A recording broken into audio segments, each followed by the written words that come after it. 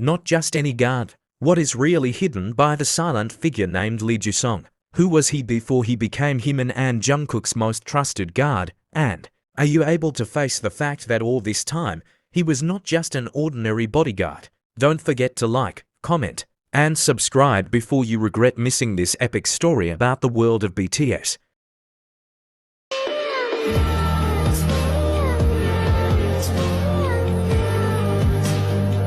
Very few people know the name Lee Ju-sung. To most armies, he's just a brief glimpse in the background, a man with long hair, dressed in sleek black, always composed, always calm. He never smiles, never speaks. He watches. He moves only when necessary. But recently, something shifted. He's not just a bodyguard. He's a guardian with a past veiled in shadows. A short fan-recorded video during a private arrival of Jimin and Jungkook in Los Angeles revealed something spine-chilling. In just a second, Lee Ju-sung turned sharply toward a distant, strange sound far before anyone else reacted. With barely a motion, he shifted Jimin behind him, shielding him instinctively. So who is Lee Ju-sung?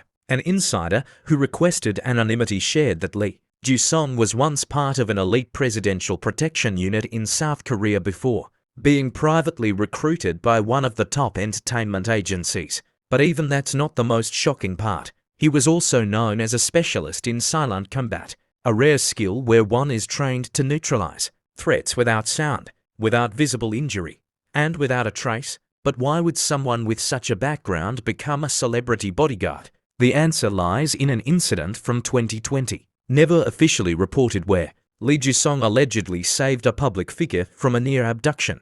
During a private event, his bravery caught the attention of high-profile agencies, but he didn't accept offers from the richest corporations. He chose to protect Jimin and Jungkook. Why? Because they're not just artists. They're human beings constantly turned into targets. He once reportedly said, "This wasn't a job. It was a mission, a personal one." When Jimin quietly cried backstage after being overwhelmed by an aggressive fan crowd who was the first to cover him with their body. Not staff, not a manager. It was Lee Ju-sung. When Jungkook was nearly hit by a flying object thrown from the upper deck at an overseas venue, who caught it in one hand before it reached him. Not security cams. Lee Ju-sung's bare hand. No spotlight. No applause. Just quiet heroism. But Lee Ju-sung's talents go beyond physical protection. On multiple occasions, he's been seen using tactical hand signals with other guards, including those from foreign security teams. Fans were quick to notice and speculate. Did he learn military-grade international sign codes? Was he a covert operative? Why do Jikook's expressions always ease when he's near? In an unofficial conversation, one HYBE staff member admitted that Lee Ju-sung was entrusted with Jimin and Jungkook because he could detect threats intuitively, long before any device could. The most striking quote: "He doesn't work with cameras. He works with instinct." Today, as many idols face rising threats, from privacy invasions to obsessive fans pushing physical boundaries, Lee Ju-sung becomes more essential than ever. But not because of his broad frame or silent presence. Because he has the rarest skill of all: protecting without asking for recognition. To most people, he might just be a long-haired man in black, standing in a corner. But to Jikook, he is their invisible shield. And now, with more attention turning toward him, one haunting question remains. How far will Lee Ju-sung go to protect them? If you want to know the emotional connection that may exist between Jikook and Lee Ju-sung, or the untold dramatic mission from his mysterious past, leave a comment and don't forget to subscribe for the next exclusive chapter. This story isn't over, but one thing is clear: Lee Ju-sung is not just a bodyguard. He is a legend who walks silently in the shadows. It was supposed to be a peaceful trip. Paris, the city of light, beauty, fashion, and unfortunately, obsession. Jimin had arrived with Jungkook for what fans assumed was a quiet private shoot. No cameras, no schedules, no official announcement.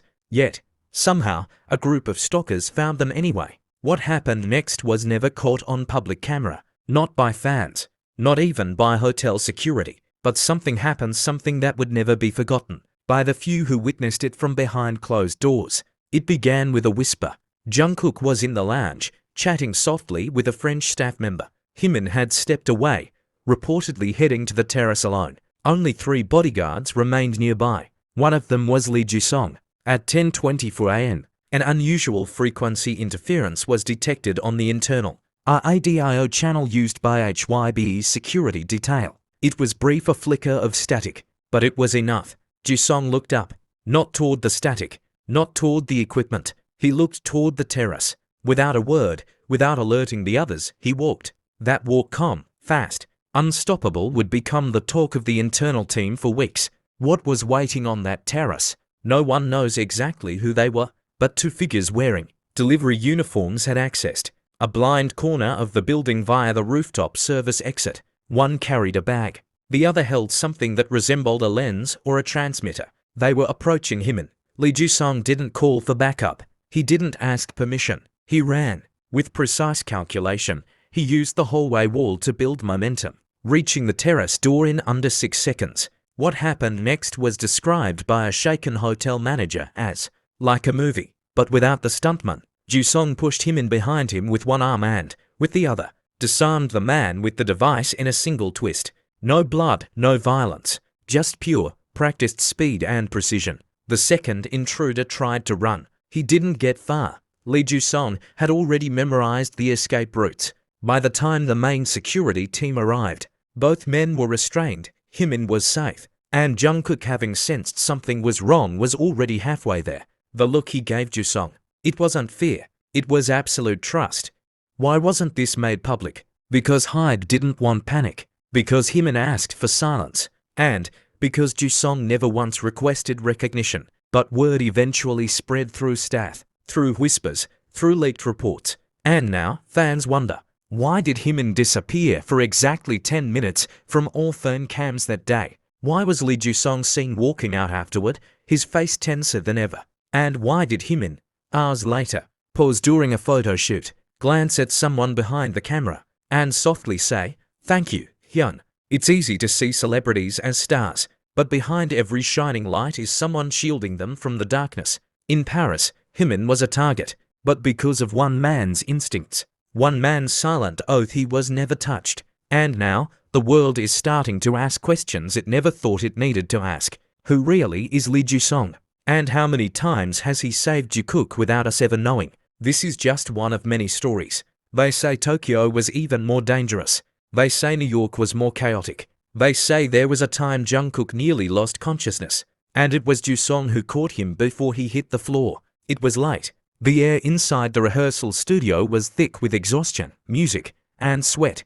Jungkook had been pushing himself harder than anyone else on set as usual. The schedule was tight, the choreography intense, and the responsibility even heavier. He was preparing for a major stage. No mistakes were allowed, no weakness permitted, not even fatigue. But the body has its limits, even a body as trained as Jungkook's. The moment was almost invisible to the untrained eye. 1 second he was dancing, turning sharply, landing a spin, and the next, he stumbled. His breath hitched, but his voice didn't call out. No one noticed. Not the stylists, not the crew, except one, Lee Jisung.